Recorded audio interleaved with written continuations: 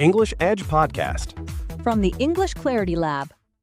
Okay, so James, have you ever started explaining something that you understand completely inside your own brain, but as the words are coming out of your mouth, you can literally see the other person's soul leaving their body? Oh, absolutely. It is a terrifying feeling.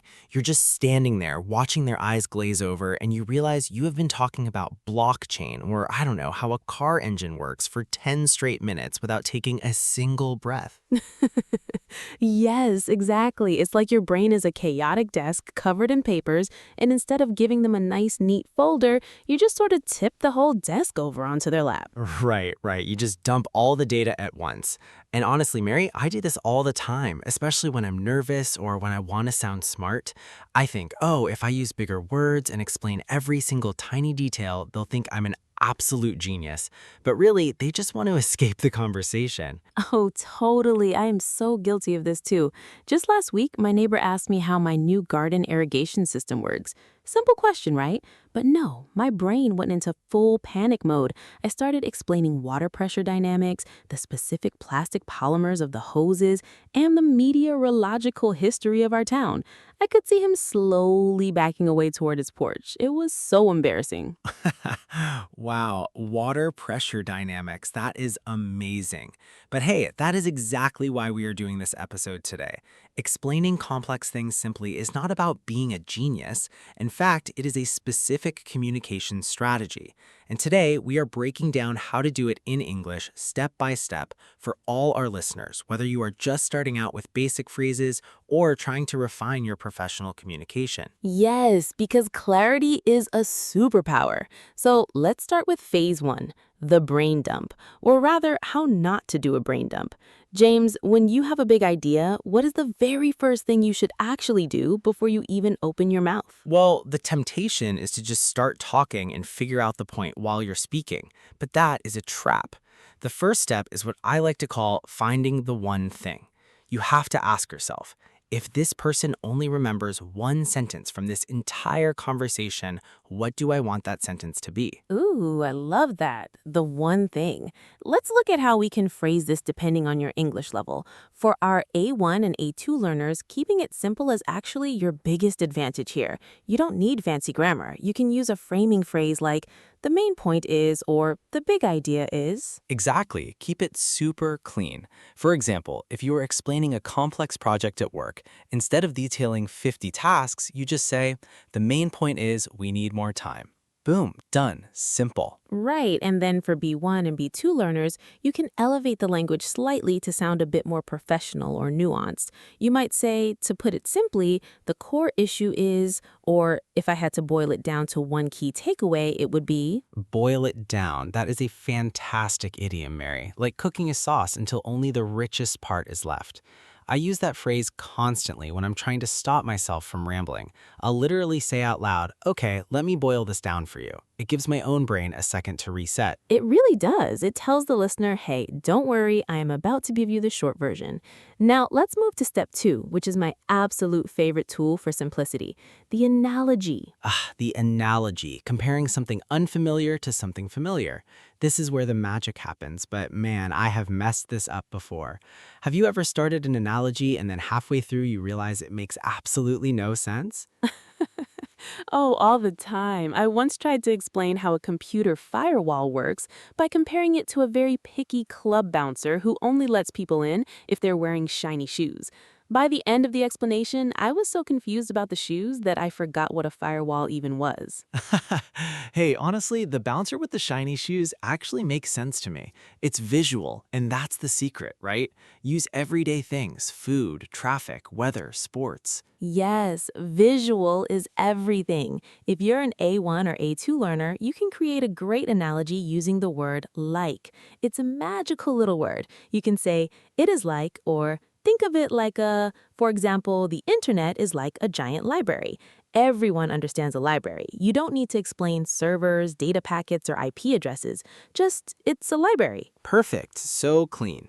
Now, if you are at a B1 or B2 level, you can introduce these analogies with slightly smoother transitions. Phrases like, a good way to visualize this is, or imagine it as a, Or even, to use a metaphor, it's a bit like a, Yes, a good way to visualize this. That phrase is so elegant. It prepares the listener to create a picture in their mind. And when people see a picture, they understand the concept instantly. absolutely. But okay, Mary, let's talk about the biggest enemy of simplicity. It's a monster called jargon, technical words, the heavy vocabulary that belongs in a textbook, not a conversation. Ugh, jargon, the absolute worst. It's like a secret handshake that makes everyone else feel left out. And the trick here isn't just avoiding jargon, it's knowing how to translate it on the fly if you accidentally use it. Because let's face it, sometimes a technical word slips out before we can stop it. Oh, definitely. You're in a meeting, you say a word like synergy or scalability, and you immediately see people's expressions change. If you catch yourself using a complex or highly specific word, you can instantly rescue the conversation. For basic levels, just say, this means, or in other words. Yes, in other words, is a lifesaver. It's like a conversational safety net.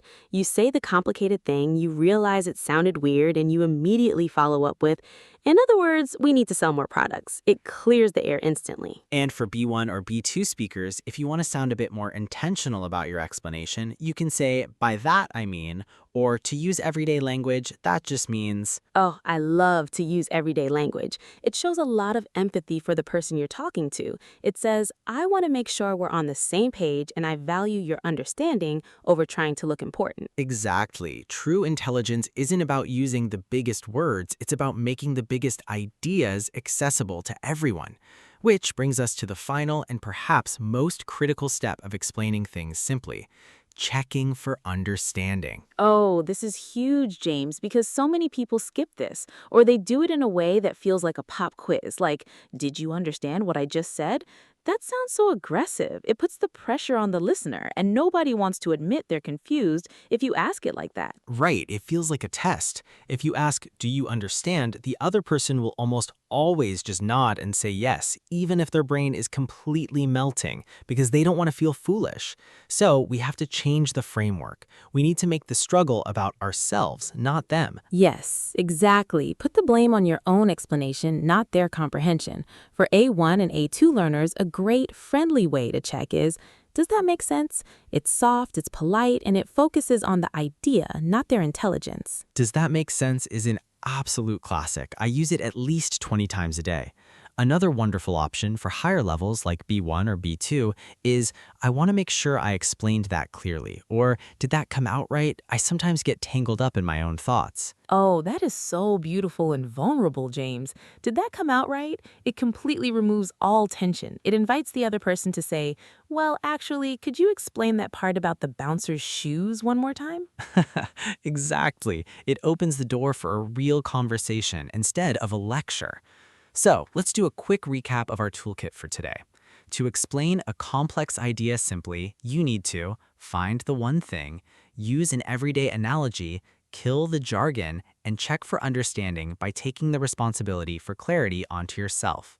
Beautifully summarized, James. See, you practiced exactly what we preached today. You boiled it down perfectly. Right? Because if I can't summarize it in 20 seconds, it means I don't actually understand it well enough myself yet. It's the ultimate test of clarity. It really is. Now, James, let's actually put this whole toolkit to the test. Let's do a live demonstration right now so our listeners can hear exactly how this sounds when you string all these steps together in a real conversation. Oh, a live test. Love it. Put me on the spot, Mary. What complex, messy topic do you want me to simplify? Give me your worst. Okay, let's go with something that confuses almost everyone who doesn't work in technology: the cloud. You know, when tech companies say, save your photos to the cloud, or this app runs in the cloud. To a beginner or an intermediate learner, that sounds like our data is literally floating around in the sky with the rain and the birds. So, James, how would you explain the cloud using our 4-step method? Oof, okay, the cloud. Let me take a breath and find my one thing first. All right. If I had to boil it down to one key takeaway, it would be this. The cloud isn't in the sky. It's just someone else's computer. Oh, wow. That is a fantastic anchor sentence. It's just someone else's computer. It instantly removes the mystery. Okay, that's step 1. Now, give us an everyday analogy to make it visual. Right, let's use an analogy. A good way to visualize this is to think about renting a storage unit in a different city. Imagine your house is completely full of old books, photo albums, and furniture. You don't have any room left in your living room, right? So instead of throwing them away, you pay a big company to keep your things in their massive, secure warehouse down the road. You can drive over and get your stuff whenever you want, but it's not cluttering up your house. Oh, I love that. That makes total sense. My phone's hard drive is my crowded house, and the cloud is the giant warehouse down the street. That is a brilliant analogy, James. And notice how you didn't use any scary jargon there. No mentions of data centers, server farms, or synchronization protocols. Exactly. If I started talking about remote server infrastructure and automated data synchronization, everyone listening would immediately turn off this podcast and go watch funny cat videos instead. To use everyday language, it just means your files live on a giant computer owned by Google or Apple, and you access them through the internet. Yes, it's so much more relaxing to listen to an explanation like that. It doesn't make the listener feel like they're failing a computer science exam. Now, complete the cycle, James. Check for understanding the right way. Right, let me check. Mary, I want to make sure I explain that clearly. Does that storage unit comparison make sense, or did I get a bit tangled up in my own thoughts there? No, it came out perfectly. It completely clicked for me. See how easy that was? By focusing on the listener's comfort and using simple visual anchors, a terrifying tech topic becomes as easy as a conversation about a storage unit. Wow, you're right. It actually felt much better to explain it that way, too. I didn't feel the pressure to sound like a genius professor. I just felt like a friend sharing a helpful tip. And that is the secret weapon of communication, isn't it? When you stop trying to sound smart, you actually sound incredibly clear, and clarity is what people truly respect. So now that we've mastered the core method, let's take this up a notch. Let's talk about how our B1 and B2 learners can apply this specifically in high-pressure environments like a job interview or a big project update at work. Because it's one thing to explain the cloud to a friend, but it's an entirely different beast when your boss asks you, "Can you explain why this marketing campaign failed?" Oh, absolutely. The professional stakes are so much higher there. When your boss asks a tough question, your brain immediately goes into survival mode. You want to protect yourself, so you start throwing a wall of words at them. You use passive voice, you talk about unforeseen market variables and shifting paradigm metrics. Basically, you hide behind corporate jargon so you don't get blamed. Oh, the classic corporate shield, shifting paradigm metrics. I think I've actually used that exact phrase before when I accidentally deleted an entire spreadsheet. I told my manager there was a temporary synchronization misalignment in the data architecture. No way. You did not say that. What did your manager do? He just looked at me for 5 seconds, sighed, and said, "James, did you delete the file again?" And I had to say, yes, I did. It was so humiliating. If I had just been direct from the beginning, it would have saved us both so much time. Exactly. Jargon actually makes you look less confident because it looks like you are hiding something. In a professional setting, simplicity equals authority. If you can explain a massive problem in simple terms, it shows your boss that you truly master the situation. It really does. So let's build a specific B1, B2 professional script framework for this. If you're in a meeting and you need to explain a complex problem simply, you can use a 3-part structure: the status, the pivot, and the path. Ooh, I like the sound of that. The status, the pivot, and the path. Break that down for us, James. Okay, so the status is where you state the current reality in one clear sentence, no fluff. For example, the status is that our new website is loading too slowly for users. Simple, direct, undeniable. Perfect. Then comes the pivot, right? This is where you use a transitioning phrase to shift from the messy problem to the underlying cause, using an analogy if possible. You could say, to put it simply, the core issue is that our images are too large. Imagine trying to squeeze a massive sofa through a tiny front door. It slows everything down. Yes, that sofa analogy is instant gold for a busy manager. They immediately picture the bottleneck.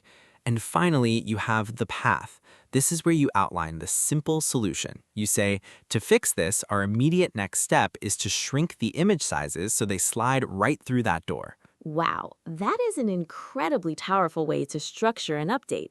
Let's hear that whole response put together. It sounds like this. The status is that our new website is loading too slowly for users. To put it simply, the core issue is that our images are too large. Imagine trying to squeeze a massive sofa through a tiny front door. It slows everything down. To fix this, our immediate next step is to shrink the image sizes so they slide right through that door. Man, if an employee gave me an update like that, I would want to give them a promotion on the spot. It takes less than 30 seconds, it gives me a clear visual of the problem, and it tells me exactly what they're doing to fix it. No corporate jargon required. Exactly. And notice the confidence that radiates from that simplicity. You aren't wasting anyone's time with heavy filler words or over-explanation. You're just delivering pure, concentrated value. Now, before we wrap up today's episode, we have a fantastic question from one of our listeners in Germany. Lucas sent us an email asking, "Hi Mary and James, I understand the idea of keeping things simple, but in my culture, if you don't explain all the background details first, people think you haven't done your homework. Is it culturally acceptable in English-speaking countries to just jump straight to the main point?" Oh, Lucas, what a phenomenal question. This touches on such a deep cultural nuance in communication. There is a huge difference between what linguists call high context and low context communication cultures. Oh, absolutely. Many European and Asian communication styles are more sequential and context-heavy. You build a massive foundation of data, history, and context, and then you deliver the conclusion at the very end. It's seen as respectful and thorough. Right. But global English business culture, especially in places like the US, the UK, and Australia, tends to be extremely low context and result-oriented.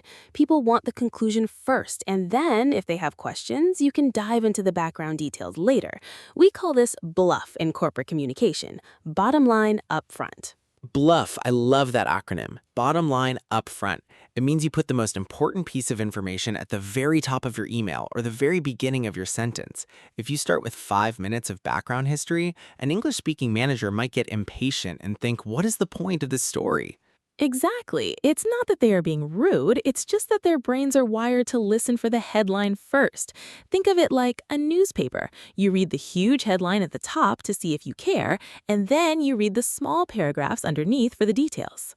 That is a perfect analogy, Mary. So for Lucas and all our listeners who come from context-heavy cultures, our advice is this. Trust the bottom line upfront method when speaking English. Start with your one thing. Give the headline first. You can always say, I have all the background data right here if you'd like to see it later. That way, you prove you've done your homework, but you still respect the English preference for immediate clarity. Yes, it gives the listener control over how much detail they want to absorb. It's a win-win situation for everyone involved. Well, Mary, I think we have definitely boiled this topic down to its absolute essence today. I feel like my own brain is slightly less chaotic now. Laughs. Same here, James. No more water pressure dynamics stories from my poor neighbors. I'm sticking to the one thing from now on. Laughs. Same here, Mary. I think your neighbor's lawn will thank you for keeping it simple. Before we sign off, it's time for our favorite segment, the Vocabulary Lab. This is where we extract the juiciest phrases we use today and show you exactly how to practice them at home. James, what is our first premium phrase? Our first one is to boil something down. As we mentioned, this is a B1, B2 phrasal verb that means to reduce a large amount of information to its most important points. And a great way to practice this at home, even if you are at an A2 level, is the headline exercise. Take any long article you read today or even a movie you watched recently and try to write down just one single sentence that explains it. For example, Titanic is boiled down to a big ship hits an iceberg and there isn't enough room on the door. Ouch, too soon, Mary. It's been almost 30 years, but that door debate still hurts. But you're completely right. It's a perfect exercise. Our second phrase today is a great conversational tool. In other words. This is your ultimate safety net phrase. If you are speaking and you feel yourself getting lost in a complicated explanation, stop, take a breath, and say, in other words, followed by a super short sentence. It completely resets the conversation. Let's practice that right now. I'll say a confusing, jargon-filled sentence, and Mary, you rescue me with "in other words." Ready? Bring it on. We need to optimize our paradigm shifts to maximize fiscal resource allocation parameters. Oh, my brain is melting. Okay, let me rescue you. In other words, we need to spend less money. Beautiful. See how much better that feels? It instantly brings the conversation back to reality. And our final phrase for today is the checking phrase. Does that make sense? Well, this is a phrase you can use at any level, A1 to B2. It is friendly, it is polite, and it keeps the focus on the clarity of the idea, not the intelligence of the listener. Use it whenever you finish explaining a direction, a plan, or an idea. Well, that is all the time we have for today's lab session at the English Clarity Lab. Thank you so much for hanging out with us today. Remember, you don't need to use massive words to sound smart in English. True power lies in making big ideas feel small and manageable. Exactly. Find your one thing, use an everyday analogy, leave the jargon behind, and always check in with your listener. Let us know in the comments below if this episode made sense to you or if we got a bit tangled up in our own words. We love reading your feedback. Until next time, Keep it simple, keep it clear. and keep speaking. Bye, everyone. Goodbye.